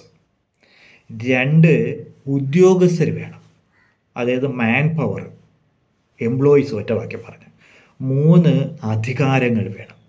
ഈ 3 കാര്യങ്ങൾ ഉണ്ടെങ്കിൽ മാത്രമേ ഒരു പഞ്ചായത്തിനോ ഇല്ലെങ്കിൽ ഒരു മുനിസിപ്പാലിറ്റിക്കോ അല്ലെങ്കിൽ ഒരു മുനിസിപ്പൽ കോർപ്പറേഷനോ ഫലപ്രദമായി പ്രവർത്തിക്കുവാൻ നമുക്ക് കഴിയത്തുള്ളൂ. അതുകൊണ്ട് തന്നെ ഞാനിവിടെ നിങ്ങളുടെ മുമ്പിൽ അവതരിപ്പിക്കുന്ന കാര്യമെന്ന് പറയുന്നത്, ഒരു തദ്ദേശ സ്വയംഭരണ സ്ഥാപനത്തിന്, പ്രത്യേകിച്ചും ഗ്രാമപഞ്ചായത്ത്, ബാക്കി ഞാൻ കൂടുതൽ പ്രാധാന്യം കൊടുക്കുന്നില്ല, എങ്കിൽ ഗ്രാമപഞ്ചായത്തുകൾക്ക് ഇന്ന് നിലവിലുള്ള നിയമപ്രകാരം, അതായത് പഞ്ചായത്ത് രാജ് ആക്ട് 94 പ്രകാരം ഇന്ന് അനുവദിക്കപ്പെട്ടിരിക്കുന്ന പ്രധാനപ്പെട്ട വരുമാന മാർഗങ്ങൾ ഏതെല്ലാം, അത് അവസാനം ഞാൻ ഈ വരുമാന മാർഗങ്ങളെ എങ്ങനെയെല്ലാം നമുക്ക് കൂടുതൽ ഫലപ്രദമായി വർദ്ധിപ്പിക്കുവാൻ കഴിയും എന്നുള്ള കാര്യം കൂടി ഞാൻ നിങ്ങളുമായി പങ്കുവയ്ക്കുന്നതാണ്. എന്നാലും ആ പ്രധാനമായ വരുമാന മാർഗങ്ങൾ ഏതൊക്കെയാണെന്ന് ചോദിച്ചു കഴിഞ്ഞാൽ, ഒന്ന്, തനത് വരുമാനം, ഓൺ സോഴ്സസ് ഓഫ് റവന്യൂ എന്ന് പറയും. ഓൺ സോഴ്സ് ഓഫ് റവന്യൂവിൽ പ്രധാനമായും വരുന്ന നികുതി വരുമാനവും നികുതി ഇതര വരുമാനവും, അത് tax revenue and non tax revenues, അത് പഞ്ചായത്തിൻ്റെ തനത് വരുമാനമാണ്. 2, കേന്ദ്ര ധനകാര്യ കമ്മീഷനിൽ നിന്നും, സെൻട്രൽ ഫിനാൻസ് കമ്മീഷനിൽ നിന്നും തദ്ദേശ സ്വയംഭരണ സ്ഥാപനങ്ങൾക്ക് ഇന്ന് വിഭവം അല്ലെങ്കിൽ പണം ലഭിക്കുവാനുള്ള നിയമപരമായ അധികാരമുണ്ട്, അവകാശമുണ്ട്. അങ്ങനെ ലഭിക്കുന്ന പണം. 3, സംസ്ഥാന ധനകാര്യ കമ്മീഷൻ. നമുക്ക് ഓരോ 5 വർഷം കൂടുമ്പോഴും പഞ്ചായത്ത് രാജ് നിയമം അനുസരിച്ച് പഞ്ചായത്തുകളുടെ സാമ്പത്തിക സ്ഥിതിയെ പഠനം ചെയ്തതിന് ശേഷം അവർക്ക് ലഭ്യമാക്കേണ്ട ഒരു തുക ധനകാര്യ കമ്മീഷൻ മുഖാന്തരം പഞ്ചായത്തുകൾക്ക് ലഭിക്കും. അങ്ങനെ ലഭിക്കുന്ന പണം ആണ് അടുത്ത സോഴ്സ്. ഇതിനൊക്കെ പുറമെയാണ് സംസ്ഥാനത്ത് നിന്ന് ബജറ്റ് വിഹിതമായി, അതായത് സംസ്ഥാന ബജറ്റ് നിയമസഭയിൽ അവതരിപ്പിക്കുമ്പോൾ നമുക്ക് 2-3 ഹെഡുകളിലായി, അത് മെയിൻ്റനൻസ് ഫണ്ടായാലും ശരി, അങ്ങനെ വികസന ഫണ്ടായാലും ശരി, അങ്ങനെ പല ഹെഡുകളിലായി സംസ്ഥാന നിയമസഭയിൽ കൂടെ നമുക്ക് ലഭിക്കുന്ന ബജറ്ററി സോഴ്സസ് ഓഫ് റവന്യൂ എന്നുള്ളതാണ് അടുത്തത്. എന്നിട്ട് ഗ്രാമപഞ്ചായത്തുകൾക്കായാലും ശരി, മുനിസിപ്പൽ കോർപ്പറേഷനുകൾക്കായാലും ശരി, ജില്ലാ പഞ്ചായത്തായാലും ശരി, അവരുടെ ആസ്തി, ഉദാഹരണമായി ഒരു ഷോപ്പിംഗ് കോംപ്ലക്സ് ഉണ്ടെന്നിരിക്കട്ടെ, ആ ഷോപ്പിംഗ് കോംപ്ലക്സിൽ നിന്നുള്ള വരുമാനം, അങ്ങനെയുള്ള ആസ്തികളിൽ നിന്നും ലഭിക്കുവാൻ സാധ്യതയുള്ള വരുമാനമാണ് മറ്റൊരു സോഴ്സ്. ഇതിന് മറ്റൊരു സോഴ്സ് എന്ന് പറയുന്നത് ഗുണഭോക്തൃ വരുമാനമാണ്. അതായത് നമ്മൾ ഒരു പ്രവർത്തനത്തിന് വേണ്ടി ഇല്ലെങ്കിൽ ഒരു വീട് വയ്ക്കാൻ കൊടുക്കുന്നു, വീട് വയ്ക്കാൻ ധനസഹായം ചെയ്യുന്നു, 90% വിഹിതം സംസ്ഥാന അല്ലെങ്കിൽ ഗ്രാമപഞ്ചായത്ത് കൂടിയും 10% ഗുണഭോക്തൃ വിഹിതവും. അപ്പോൾ ആ ഗുണഭോക്തൃ വിഹിതം, ഇല്ലെങ്കിൽ നമ്മൾ റോഡ് വെട്ടുമ്പോഴത്തേന് അവിടെയുള്ള പ്രാദേശികമായി സ്വരൂപിക്കുവാൻ കഴിയുന്ന പണത്തെയാണ് നമ്മൾ ഗുണഭോക്തൃ വിഹിതം എന്ന് പറയുന്നത്. അത് കാശായിട്ടും വരാം, അല്ലെങ്കിൽ സന്നദ്ധ പ്രവർത്തനമായിട്ടും വരാം. അങ്ങനെ ലഭിക്കുന്ന വിഹിതമാണ് അടുത്തത്. ഇതിലൊക്കെ പുറമേ തദ്ദേശ സ്വയംഭരണ സ്ഥാപനങ്ങൾക്ക് വായ്പ വാങ്ങുന്നതിനും BOT മുഖാന്തരം പ്രവർത്തനങ്ങൾ നടപ്പിലാക്കുവാനുമുള്ള നിയമപരമായ അവകാശങ്ങളുണ്ട്, അധികാരങ്ങളുണ്ട്. അതൊക്കെയാണ് കേരളത്തിൽ തദ്ദേശ സ്വയംഭരണ സ്ഥാപനങ്ങളിലെ തനത് വരുമാനം അല്ലെങ്കിൽ വരുമാന മാർഗങ്ങളെന്ന് പറയുന്നത്. തനത് വരുമാനത്തിൽ ഏറ്റവും പ്രധാനപ്പെട്ടതാണ് നികുതി വരുമാനം എന്ന് പറയുന്നത്. പ്രധാനമായും നിങ്ങൾക്കെല്ലാവർക്കും അറിയാവുന്നതുപോലെ പഞ്ചായത്തിൻ്റെ ഏറ്റവും വലിയ ഒരു, പഞ്ചായത്തിൻ്റെ മാത്രമല്ല തദ്ദേശ സ്വയംഭരണ സ്ഥാപനങ്ങൾ, ബ്ലോക്കും ജില്ലയും ഒഴിച്ചുള്ള എല്ലാ തദ്ദേശ സ്വയംഭരണ സ്ഥാപനങ്ങളുടെയും, അത് ഗ്രാമപഞ്ചായത്തിൻ്റെ ആയാലും ശരി, മുനിസിപ്പാലിറ്റിയുടെ ആയാലും ശരി, മുനിസിപ്പൽ കോർപ്പറേഷൻ്റെ ആയാലും ശരി, അവരുടെ ഏറ്റവും വലിയ വരുമാനമാണെന്ന് പറയുന്നത് പ്രോപ്പർട്ടി ടാക്സ് അല്ലെങ്കിൽ വസ്തുനികുതിയാണ്. പണ്ട് വീട്ടു നികുതി എന്നൊക്കെ പറഞ്ഞുകൊണ്ടാണ് ഇരുന്നത്. പക്ഷേ ഇന്ന് ആ പേര് മാറ്റി പ്രോപ്പർട്ടി, വീട് മാത്രമല്ല പ്രോപ്പർട്ടി എന്ന് പറയുന്നത്. അതുകൊണ്ട് തന്നെ ആ പേര് മാറ്റുകയും ആ പ്രോപ്പർട്ടി ടാക്സ് അല്ലെങ്കിൽ വസ്തുനികുതിയാണ് ഏറ്റവും വലിയ പഞ്ചായത്തുകളുടെ മാർഗമെന്ന് പറയുന്നത് വസ്തുനികുതിയാണ്. അതിന് പുറമെയാണ് പ്രൊഫഷണൽ ടാക്സ്. ജീവനക്കാർ സ്വകാര്യ മേഖലയിൽ പങ്കെടുക്കുന്ന അല്ലെങ്കിൽ ജോലി നോക്കുന്നവരായാലും ശരി, സർക്കാർ സർവീസിലായാലും പൊതുമേഖലാ സ്ഥാപനങ്ങളിലായാലും ശരി, ഈവൻ ചെറിയ വ്യവസായ സ്ഥാപനങ്ങളിലൊക്കെ ജോലി ചെയ്യുന്നവരിൽ നിന്നും ശേഖരിക്കുന്ന പണമാണ് തൊഴിൽ നികുതി ഇല്ലെങ്കിൽ പ്രൊഫഷണൽ ടാക്സ് എന്ന് പറയും. ഇതിന് പുറമെ പരസ്യ നികുതിയുണ്ട്, സേവന നികുതിയുണ്ട്. അങ്ങനെ ഇതൊക്കെയാണ് ഇതിൻ്റെ പ്രധാനമായ നികുതി വരുമാനങ്ങളെന്ന് പറയുന്നത്. നികുതി വരുമാനങ്ങളിൽ ഒന്നുകൂടി ഞാൻ പറയുവാൻ ആഗ്രഹിക്കുന്നത് ഏറ്റവും കൂടുതൽ വരുമാന മാർഗം എന്ന് പറഞ്ഞാൽ വസ്തുനികുതി അല്ലെങ്കിൽ പ്രോപ്പർട്ടി ടാക്സ് ആണ്. നികുതിയേതര വരുമാനം എന്ന് പറയുമ്പോഴത്തേന് നോൺ ടാക്സ് റവന്യൂ എന്നും നമ്മൾ പറയുമ്പോഴത്തേന് അതിനകത്ത് ലൈസൻസ് ഫീ ഉണ്ട്, അനുമതി അല്ലെങ്കിൽ നമ്മളൊരു പുതിയ ഒരു കട തുടങ്ങുന്നതിന് ആവശ്യമായ അനുമതി കൊടുക്കുമ്പോഴത്തേന് ഇതുണ്ട്, ട്യൂട്ടോറിയൽ കോളേജ് പുതിയതായിട്ട് തുടങ്ങി അല്ലെങ്കിൽ ഒരു ഫാക്ടറി തുടങ്ങുന്നത്, ഇതിനൊക്കെ നമ്മൾ അനുമതി കൊടുക്കുമ്പോഴത്തേന് ഒരു ചെറിയൊരു ഫീസ് ലൈസൻസ് ഫീ ആയിട്ട് നമ്മൾ ഈടാക്കാറുണ്ട്. അതുപോലെ തന്നെ മാർക്കറ്റ്, അതുപോലെ തന്നെ ബസ് സ്റ്റാൻഡ്, ഷോപ്പിംഗ് കോംപ്ലക്സ് തുടങ്ങിയവയിലൊക്കെ നമ്മളൊരു എൻട്രി ഫീസ് പലയിടത്തും വാങ്ങാറുണ്ട്. അപ്പോൾ എൻട്രി ഫീസ്, അതുപോലെ തന്നെ സന്നദ്ധ സേവനം, CSR കോർപ്പറേറ്റ് സോഷ്യൽ റെസ്പോൺസിബിലിറ്റി, അല്ലെങ്കിൽ കേന്ദ്ര ഗവൺമെൻറ്റിൻ്റെ നിയമപ്രകാരം അല്ലെങ്കിൽ കോർപ്പറേറ്റ് അഫയേഴ്സിൻ്റെ നിയമപ്രകാരം സോഷ്യൽ റെസ്പോൺസിബിലിറ്റി ഇത് പ്രകാരം നമുക്ക് പഞ്ചായത്തുകൾക്ക് പണം ലഭിക്കാൻ സാധ്യതയുണ്ട്. അതുപോലെ തന്നെ പഞ്ചായത്തുകൾക്ക് പലതരത്തിലുള്ള റിവാർഡുകൾ, അതിൽ പാരിതോഷികങ്ങൾ സംസ്ഥാന ഗവൺമെൻറ്റിൽ നിന്ന് കിട്ടാം, അല്ലെങ്കിൽ കേന്ദ്ര ഗവൺമെൻറ്റിൽ നിന്ന് കിട്ടാം. ഏറ്റവും നല്ല പഞ്ചായത്തുകൾക്ക് ക്യാഷ് അവാർഡുണ്ട്, ഇല്ലെങ്കിൽ മറ്റ് സന്നദ്ധ സംഘടനകൾ നൽകുന്ന അവാർഡുകൾ, അങ്ങനെ ലഭിക്കുന്ന അവാർഡുകളാണ് അടുത്തതായി കിട്ടുന്നത്. ഫീസുകൾ ഞാൻ മുമ്പ് പറഞ്ഞതാണ്, എന്നാലും ഒന്നും കൂടെ പറയാം. ലൈസൻസ് ഫീസ്, അതുപോലെ തന്നെ PPR fees, cinema licence fee, registration fees തുടങ്ങിയ ഫീസുകളാണ് പ്രധാനമായും ഫീസുകൾ ഇനത്തിൽ വരുന്നത്. ഇനി ഞാൻ പറയാൻ പോകുന്നത്, ഞാൻ മുമ്പ് പറഞ്ഞതുപോലെ ബജറ്റിൽ കൂടെ നമുക്ക് കിട്ടുന്ന പൈസയുടെ കാര്യമാണ് ഞാൻ ഇനി പറയാൻ പോകുന്നത്. സംസ്ഥാന ബജറ്റിൽ കൂടെയാണ് നമുക്ക് തദ്ദേശ സ്വയംഭരണ സ്ഥാപനങ്ങൾക്ക് വകയിരുത്തുന്ന ഫണ്ടുകൾ ലഭ്യമാക്കുന്നത്. അത് പ്രധാനമായും 4 ഹെഡുകളിലായിട്ടാണ് സംസ്ഥാന ഗവൺമെൻറ് ഗ്രാമപഞ്ചായത്തുകൾക്ക് വിഭവങ്ങൾ ലഭ്യമാക്കുന്നത്. ഒന്ന് ഡെവലപ്മെൻറ്റ് ഗ്രാൻഡ് എന്ന് പറയും, വികസന ധനസഹായം, സഹായധനം. പൊതു ആവശ്യങ്ങൾക്കുള്ള ജനറൽ പർപ്പസ് ഗ്രാൻഡ് എന്നാണ് പറയുന്നത്. പരിപാലനത്തിന് ആവശ്യമായ ധനസഹായം maintenance grand, maintenance grand. Non road, ആദ്യം ഞാൻ പറഞ്ഞത് റോഡും 2 നോൺ റോഡ്. ഒന്നും കൂടെ പറയാം. ഡെവലപ്മെൻറ്റ് ഫണ്ട്, അതായത് വികസന ധനം. 2 പൊതു ആവശ്യങ്ങൾക്ക് general purpose grand. 3 maintenance grand road. 4 maintenance grand non road. അങ്ങനെയുള്ള 4 ഹെഡുകളിലായിട്ടാണ് ബജറ്റിൻ്റെ കൂടെ സംസ്ഥാന ഗവൺമെൻറ് ഗ്രാൻഡ് ലഭ്യമാക്കുന്നത്. പക്ഷേ ജില്ലാ പഞ്ചായത്തുകൾക്കും ബ്ലോക്ക് പഞ്ചായത്തുകൾക്കും നികുതി പിരിക്കാനുള്ള അവകാശം പഞ്ചായത്ത് രാജ് നിയമം അനുവദിക്കുന്നില്ല. അവരുടെ പ്രധാനമായ വരുമാന മാർഗമെന്ന് പറയുന്നത് സംസ്ഥാന ഗവൺമെൻറ് അവരുടെ പ്രവർത്തനത്തിന് വേണ്ടി കൊടുക്കുന്ന ധനസഹായമാണ്. അതായത് ബ്ലോക്ക് നികുതിയും മറ്റ് ഫീസുകളും ഈടാക്കുവാനുള്ള അധികാരം ബ്ലോക്ക് ജില്ലാ പഞ്ചായത്തുകൾക്കില്ല. കേന്ദ്ര സംസ്ഥാന സർക്കാർ നൽകുന്ന വരുമാനം മാത്രമാണ് അവരുടെ വരുമാന മാർഗം എന്ന് പറയുന്നത്. സംസ്ഥാന ബഡ്ജറ്റ് വിഹിതത്തിനനുസരിച്ചും കേന്ദ്ര സംസ്ഥാനങ്ങൾക്ക് സഹായത്തിനുമാണ് ഫണ്ട് ലഭിക്കുന്നത്. റോഡുകൾ, വാഹന ഇതര റോഡുകൾ എന്നിവയുടെ പരിപാലനങ്ങൾക്ക് ആവശ്യമായ ധനസഹായമാണ് ബ്ലോക്ക് പഞ്ചായത്തുകൾക്ക് ലഭ്യമല്ല. അതുപോലെ പൊതു ആവശ്യങ്ങൾക്ക് സഹായധനം, ദർഖാസ്തുകളുടെ വിൽപ്പന, അങ്ങനെ പലതരത്തിലുള്ള വരുമാനം, അതായത് നികുതിയേതര വരുമാനമാണ് ജില്ലാ പഞ്ചായത്തുകൾക്കും ബ്ലോക്ക് പഞ്ചായത്തുകൾക്കും ഉള്ളത്. നമ്മളിതിൻ്റെ വരുമാനം മാത്രം നമുക്ക് നോക്കിയാൽ പോരാ, നമുക്കിതിൻ്റെ പ്രധാനമായ ചെലവിനങ്ങൾ കൂടി പരിശോധിക്കേണ്ടതായിട്ടുണ്ട്. പ്രധാനമായ ചെലവുകളെ ഞാൻ 2ആയാണ് തിരിക്കുന്നത്. ഒന്ന് പദ്ധതി ചെലവുകളും 2 പദ്ധതി ഇതര ചെലവുകളെയും ഞാൻ തിരിക്കുകയാണ്.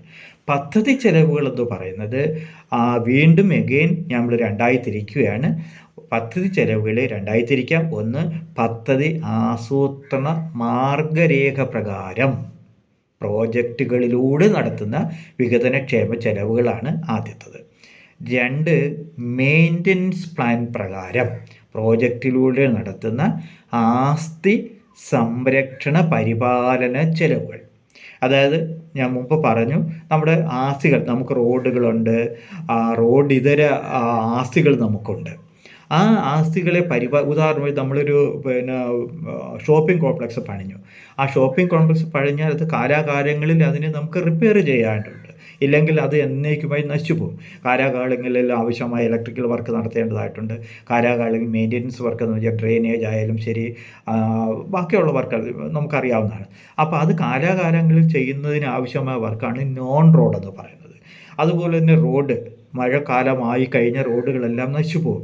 അപ്പോൾ ആ മഴക്കാലമായാലും ശരി അല്ലെങ്കിലും ശരി കാലോചിതമായി ഇല്ലെങ്കിൽ ഒരു പീരിയോഡിക്കലായി നമ്മൾ ചെയ്യേണ്ട maintenance work, road maintenance work. ആ റോഡ് മെയിൻ്റെനൻസ് വർക്ക് ആണ് 1.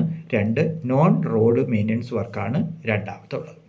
ഇനി ഞാനിവിടെ പറയാൻ പോകുന്നത് പദ്ധതിയേതര ചെലവുകൾ. പദ്ധതി ചെലവുകൾ മാത്രമല്ല ഒരു പഞ്ചായത്തിനെ സംബന്ധിച്ചുള്ള പദ്ധതിയേതര ചെലവുകൾ. അതിനകത്താണ് കണ്ടിൻജൻസി ചെലവുകൾ വരുന്നത്. അതുപോലെ തന്നെ ജീവനക്കാരുടെ ശമ്പളം മറ്റുള്ള ആനുകൂല്യം കൊടുക്കേണ്ടി വരുന്നത്, അതുപോലെ ലൈബ്രറി പ്രവർത്തിപ്പിക്കുന്നതിന് ആവശ്യമായ ചിലവുകൾ വരുന്നത്, പത്രങ്ങൾ വാങ്ങുന്നെങ്കിൽ അതിന് ചിലവുകൾ, സ്ട്രീറ്റ് ലൈറ്റുകൾ വയ്ക്കുന്നത്, അങ്ങനെയുള്ള ഇതൊക്കെ നമുക്ക് സാധാരണ നമുക്ക് പ്രതീക്ഷിക്കാവുന്ന ചിലവുകളാണ്. പക്ഷേ മറ്റ് ചിലവുകളുണ്ട് നമുക്കൊരു കാരണവശാലും നമുക്ക് പ്രതീക്ഷിക്കുവാൻ സാധ്യതയില്ലാത്ത ചിലവ്. ഉദാഹരണമായി ഒരു ഫ്ലഡ് വരികയാണ്, നമുക്കതിന് പ്രതീക്ഷിക്കാൻ പറ്റാത്തതാണ്. അങ്ങനെ പ്രത്യേകിച്ചും ഫ്ലഡ് പോലുള്ള ഇല്ലെങ്കിൽ കോവിഡ് പോലുള്ള മഹാമാരികളൊക്കെ വരുമ്പോൾ തന്നെ അതൊന്നും നമുക്ക് അൺഎക്സ്പെക്റ്റഡായി നമുക്ക് ചിലവ് ചെയ്യേണ്ടി വരുന്ന തുകകളാണ്. അപ്പോൾ അതൊന്നും നമുക്ക് അതാണ് അസാധാരണ ചിലവുകളിൽ അടിയന്തര പ്രവർത്തനങ്ങൾക്ക് വേണ്ടി വരുന്ന ചിലവുകളെന്ന് പറയുന്നത്. അപ്പോൾ ഞാനിവിടെ നിങ്ങളോട് മുമ്പിൽ പറഞ്ഞു കഴിഞ്ഞു പ്രധാനപ്പെട്ട വരുമാന മാർഗ്ഗങ്ങൾ ഏതാണ്, ചിലവുകൾ. അപ്പോൾ നമ്മളിതിൻ്റെ ഒരു കണക്കിൽ നമ്മൾ പരിശോധിക്കുകയാണെങ്കിൽ ഇന്ത്യയിലെ പഞ്ചായത്തുകളുടെ കണക്ക്, പ്രത്യേകിച്ചും 2022-23 കണക്കുകൾ പരിശോധിക്കുകയാണെങ്കിൽ അവർക്ക് ആവശ്യമായ വരുമാനത്തിൽ അല്ലെങ്കിൽ ചിലവുകൾക്ക് നടത്തുന്നതിന് ആവശ്യമായ വരുമാനത്തിൻ്റെ 21% മാത്രമാണ് അവർക്ക് തനത് വരുമാനം എന്ന് പറയുന്നത്. അല്ലെങ്കിൽ സ്വന്തമായി ഇല്ലെങ്കിൽ ഗ്രാമപഞ്ചായത്തുകൾ സ്വന്തം നിലയ്ക്ക് മൊബൈലൈസ് ചെയ്യുന്ന പണമെന്ന് പറഞ്ഞ് വെറും 21% മാത്രമാണ്. ബാക്കിയുള്ള പൈസ മുഴുവൻ, ബാക്കിയുള്ള ധനാഗമനം മൊത്തം ഒന്നുകിൽ സംസ്ഥാന ഗവൺമെൻറ്റിൽ നിന്ന് ലഭിക്കുന്നത്, ഇല്ലെങ്കിൽ കേന്ദ്ര സർക്കാരിൽ നിന്ന് ലഭിക്കുന്നത്, ഇല്ലെങ്കിൽ ധനകാര്യ കമ്മീഷനിൽ നിന്ന് ലഭിക്കുന്നത്, ഇല്ലെങ്കിൽ മറ്റേതെങ്കിലും സ്രോതസ്സുകളിൽ നിന്ന് ലഭിക്കുന്നതാണ്. അപ്പോൾ 21% നമുക്ക് തനത് വരുമാനത്തിൽ കൂടെ ലഭിക്കുന്നത്. അത് കേരളത്തിലേക്ക് വരുമ്പോഴത്തേന് 2019-20 കണക്കുകളാണുള്ളത്. അതിനകത്ത് നമ്മൾ കേരളത്തിൽ തദ്ദേശ സ്വയംഭരണ തനത് വരുമാനത്തെക്കുറിച്ച് ഞാൻ കൊടുത്തിട്ടുണ്ട്. 2.75% നമ്മുടെ വരുമാനത്തിൻ്റെ അല്ലെങ്കിൽ മൊത്തം ചെലവുകളുടെ അനുപാതത്തിൽ നമ്മൾ കൊടുത്തിരിക്കുന്നത്. അപ്പോൾ ഞാനിവിടെ പറയുവാനായി സൂചിപ്പിച്ച ഒരു കാര്യമെന്ന് പറയുന്നത് പഞ്ചായത്തുകളുടെ നിലനിൽപ്പ് വളരെ പ്രധാനമാണ്. തദ്ദേശ സ്വയംഭരണ സ്ഥാപനങ്ങൾ നിലനിന്നെങ്കിൽ മാത്രമേ സാമൂഹിക പുരോഗതി ആയാലും ശരി, കാര്യക്ഷമമായ പ്രാദേശിക വികസനം ആയാലും ശരി, അസമത്വങ്ങൾ കുറയ്ക്കുന്നതിനായാലും ശരി, ജനകീയ ആസൂത്രണം പോലെ പദ്ധതികളിലെ തദ്ദേശമായി ആവശ്യമായ പദ്ധതികൾ നടപ്പിലാക്കുന്നതിനായാലും ശരി, ശക്തമായ ഒരു തദ്ദേശ സ്വയംഭരണ സംവിധാനം ഇന്ത്യയിൽ ഉണ്ടായെങ്കിൽ മാത്രമേ കഴിയത്തുള്ളൂ. ഇതിന് പണം ഒരു ആവശ്യമായ ഒരു ഘടകമാണ്. നമുക്ക് ആവശ്യമായ വിഭവങ്ങൾ സംഭരിക്കുവാൻ കഴിയുന്നില്ല എന്നുള്ളതാണ് തദ്ദേശ സ്വയംഭരണ സ്ഥാപനങ്ങൾ ഇന്ന് നേരിടുന്ന പ്രധാനപ്പെട്ട വെല്ലുവിളികൾ ഏറ്റവും പ്രധാനപ്പെട്ടത്. തദ്ദേശ സ്വയംഭരണ സ്ഥാപനങ്ങൾക്ക് ആവശ്യമായ പ്രവർത്തനങ്ങൾ സംഘടിപ്പിക്കുന്നതിനാവശ്യമായ പണം തദ്ദേശ സ്വയംഭരണങ്ങൾ സ്വരൂപിക്കുവാൻ നമുക്ക് കഴിയുന്നില്ല. ഇത് മാറ്റിയെടുത്തേ കഴിയത്തുള്ളൂ. തനത് വരുമാനം വർദ്ധിപ്പിക്കുന്നതിന് പുറമേ നികുതി വരുമാനം വർദ്ധിപ്പിക്കുന്നതിന് പുറമേ നികുതിയേതര വരുമാനം വർദ്ധിപ്പിക്കുന്നതിന് വേണ്ടിയുള്ള ശ്രമങ്ങൾ നമ്മൾ നടത്തേണ്ടിയിരിക്കുന്നു. അതിനോടൊപ്പം സംസ്ഥാന ഗവൺമെൻറ്റിൽ നിന്നുമുള്ള വിഹിതവും കേന്ദ്ര ഗവൺമെൻറ്റിൽ നിന്നുള്ള വിഹിതവും കൃത്യമായി നമുക്ക് ലഭിക്കുന്നു എന്നുള്ളത് നമുക്ക് അർഹമായ വരുമാനം അല്ലെങ്കിൽ അർഹമായ വിഭവങ്ങൾ ഈ മേൽ ഘടകങ്ങളിൽ നിന്നും സംസ്ഥാന ഗവൺമെൻറ്റിൽ നിന്നായാലും ശരി മറ്റ് ഘടകങ്ങളിൽ നിന്നായാലും ശരി നമുക്ക് ലഭിക്കുന്നതും ഉറപ്പാക്കിയെങ്കിൽ മാത്രമേ നമുക്ക് മുന്നോട്ട് പോകുവാൻ കഴിയത്തുള്ളൂ. ജനാധിപത്യ പ്രക്രിയയുടെ ഏറ്റവും അടിസ്ഥാന ഘടകം ഇതാണ്. വികസനത്തിന് വേണ്ടിയുള്ള ഏറ്റവും സുപ്രധാനമായ കണ്ണി എന്ന് പറയുന്നതും തദ്ദേശ സ്വയംഭരണ സ്ഥാപനങ്ങളാണ്. അത് ശാക്തീകരിക്കേണ്ടത് നമ്മുടെ ഓരോരുത്തരുടെയും കടമയാണ്. ആ കടമ നിർവഹിക്കുന്നതിന് നിങ്ങളോടൊപ്പം ഞങ്ങളുമുണ്ടാവും. കേട്ടുകൊണ്ടിരുന്ന നിങ്ങളെല്ലാവർക്കും ഈ ക്രെഡൽസിൻ്റെ പേരിൽ, എൻ്റെ സ്വന്തം പേരിൽ നന്ദി.